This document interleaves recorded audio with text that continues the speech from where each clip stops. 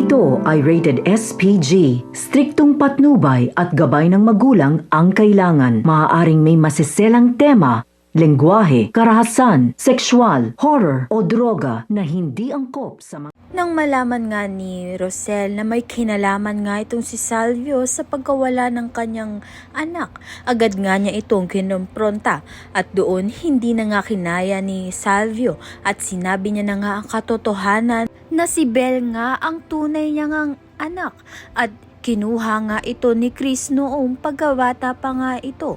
Kaya naman nga't laking gulat nito ni Rosel na matagal na panahon itinago sa kanya ito ni Chris.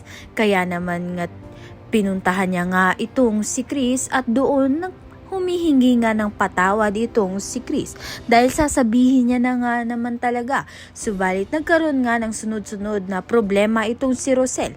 Kaya naman nga't hindi ito maintindihan ni Rosel at galit na nga lang ang nananalaytay sa kanyang puso.